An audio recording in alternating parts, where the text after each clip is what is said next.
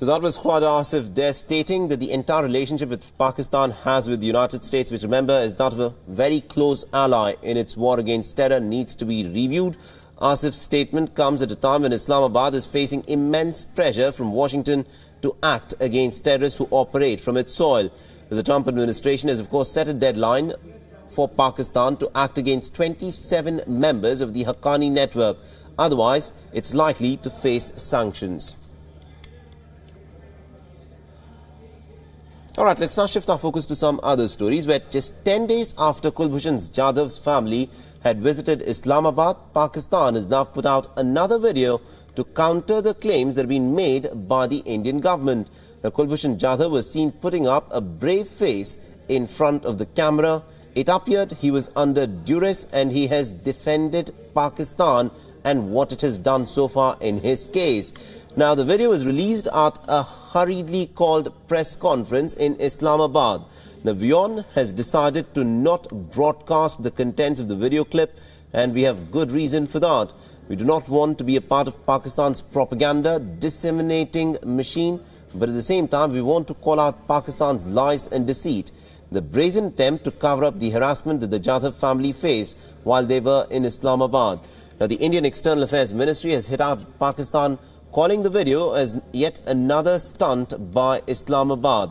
Now, the ministry spokesperson has said that the absurdity of Kulbhushan Jadhav's claims merits no comment, and also Pakistan still stands in clear violation of the Vienna Convention and also has denied consular access to Kulbhushan Jadhav.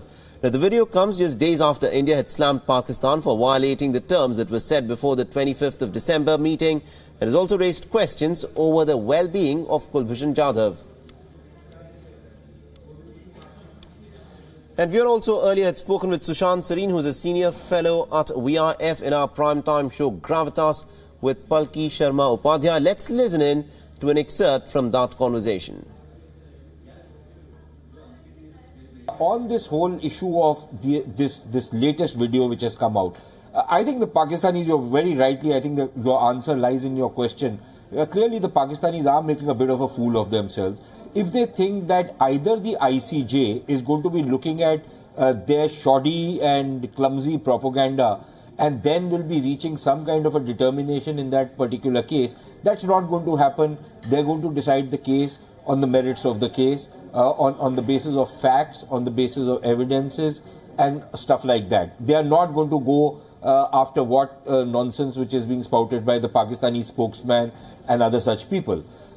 Secondly, I think if the Pakistanis were thinking that, you know, this will be their way of showing that the guy who the Pakistanis themselves claim was James Bond raised to the power of 10, the man who is responsible for all the ills in Pakistan. Of course, the Pakistanis have very easily forgotten what they have done to their own country and what they have done to their neighboring countries. But let us for a moment take their argument that here is this guy who was responsible for everything which has been happening in Pakistan.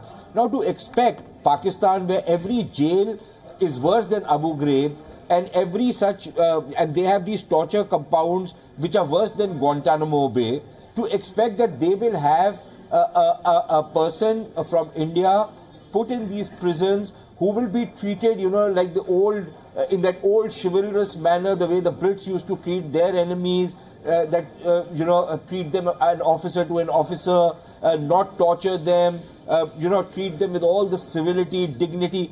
Clearly that's not happening, and some evidence of that came from some of the videos which the Pakistanis themselves released, which shows abrasions, which showed lesions on this person's neck, on his ears, and all sorts of other things, tortures that he might have undergone. And then his very image suggested that he had been put through the mill. Now, to expect a man who has been in Pakistani custody for over 22 months to not have been tortured, and who, to escape torture, will not say whatever the Pakistanis ask him to say, I think is stretching the limits of credibility.